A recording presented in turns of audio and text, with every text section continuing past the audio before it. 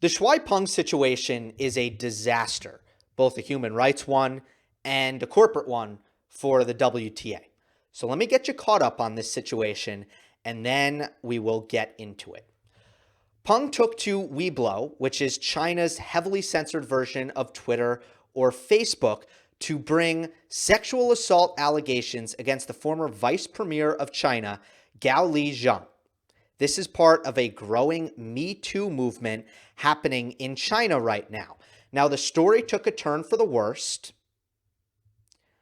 after new reporting from the Daily Mail, which claims that after Peng brought these allegations, she has since gone missing. The player in question right now, if you need a reminder, former world number 14 in singles, former world number 1 in doubles, and French Open champion in doubles. Well, there's a couple of things here. First, let me address the elephant in the room, which is that nobody in China can watch this video. YouTube is censored there, so I am not speaking to anyone in China right now. Next, I want to address the Daily Mail piece itself. I noticed that it doesn't really have some of the journalistic safeguards or practices that I look for in really high level and highly responsible and ethical journalism, which is attribution.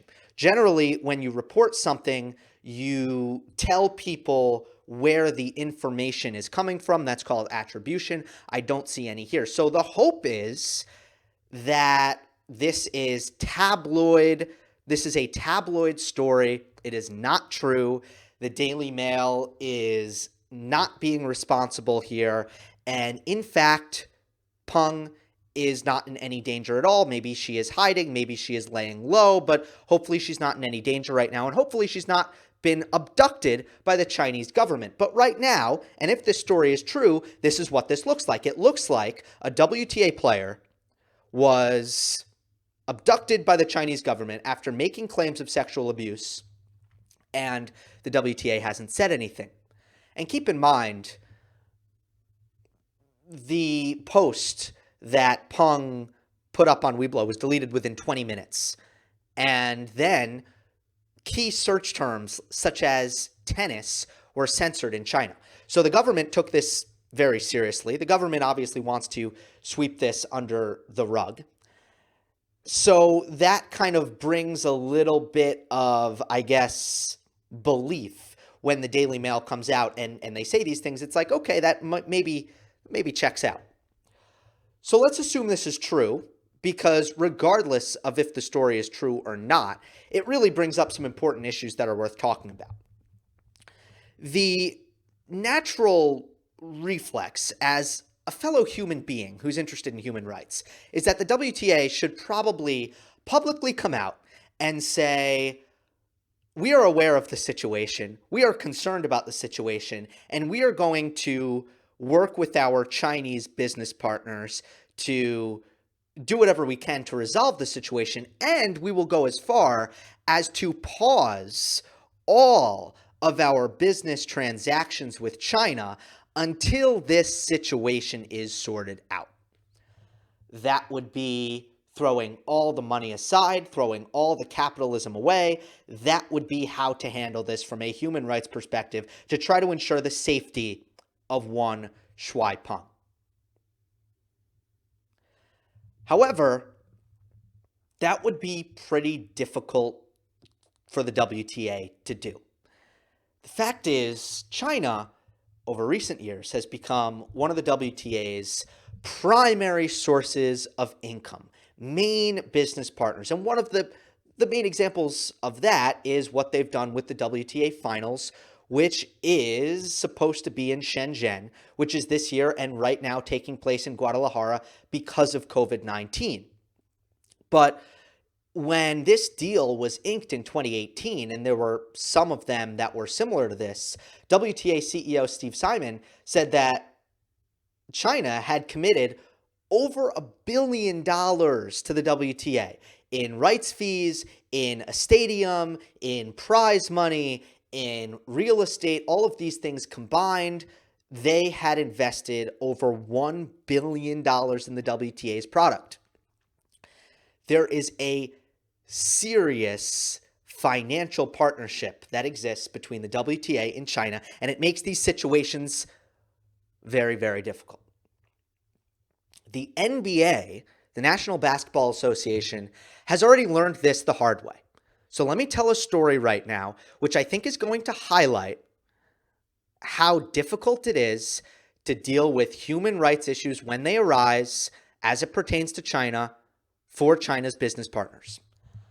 Houston Rockets general manager Daryl Morey came out and tweeted something in support of Hong Kong. The Free Hong Kong movement, hashtag Free Hong Kong, whatever it be, he tweeted out support for Hong Kong's freedom. And the response from China, who is a major business partner with the NBA, was rather volatile and extreme. In fact, they removed all NBA games from their state-run television. They took down all NBA billboards, anything NBA, it was gone. All that money temporarily put on pause by China as it pertains to the NBA. And by the way, there are a lot of Houston Rocket fans in China because the greatest Chinese basketball player of all time, Yao Ming, was a Houston Rocket. And this is the general manager of the Houston Rockets tweeting out support for Hong Kong. So what was the response here? Do you think the NBA stood behind the general manager of the Rockets, stood behind his statement, or did it begin to do damage control, force Daryl Morey to apologize for the statement, apologize to China personally, and do everything they could to try to heal and mend the wounds that were created, the business wounds that were created by that tweet? It was the latter. The NBA rushed to the defense of China, not as it pertains to, giving their opinion on the political matter, which is, whatever is happening between, China and Hong Kong, not in that, but in making Daryl Morey apologize, threatening him with the loss of his job. Daryl Morey said he feared for his job. Having the NBA's top stars also apologize to China, and essentially releasing a statement expressing disappointment in Daryl Morey for giving his opinion on a geopolitical matter, which is insane. Because in the United States, say what you will, there are a lot of problems with the United States, but one of the problems is not the freedom to publicly say your opinion about a geopolitical matter. That freedom is very much protected here, but not if you're GM of the Houston Rockets, because the NBA is in business with China. These millions and millions and millions of dollars, and the way China operates in terms of the control of information and the way they ensure, the way they control basically what's out there, as has already been evident with this Shuai Peng story, with the way that they censored her post, the way they censored key search terms such as tennis after her post. They do not accept this, discourse out there that goes against what they want to be out there. So it's very sensitive for the WTA to come out and, first of all, threaten China in any way over this situation, or even really bring publicity to the Shuai Peng situation. Because remember, China does not want anyone to know about this. Otherwise, they would not have taken down the Weibo post, and they would not have censored Shuai Peng's name and even the word tennis, so that nobody can understand or see anything that's happening in this story right now in China.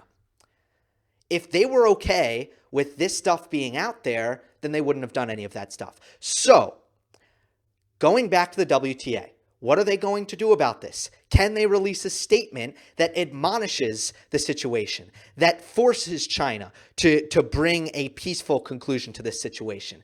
Probably, unfortunately, not, because it'll cost them money. Look, I don't know what they should do. I don't know what's going to happen. I'm just hoping that this situation is resolved in a way that brings safety to Shuai Peng. That's all I can hope for. But I don't know. I really don't know what's going to happen. What this does do is highlight the risk of doing business with China. There are going to be human rights issues. And the corporate response to those issues will come at the expense of the business relationship and all of the money that you've invested. That is what happens when you do business with China. There's a lot of money there. It's tempting, but what have we learned in the last couple years?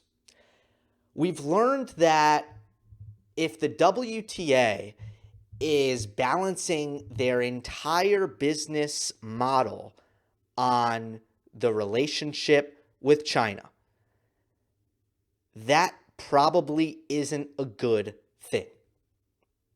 All right? Hoping for Shuai Peng's safety, hoping for a peaceful resolution here. This is not a good situation. Hope you enjoyed. Don't forget to subscribe. I'll see you next time.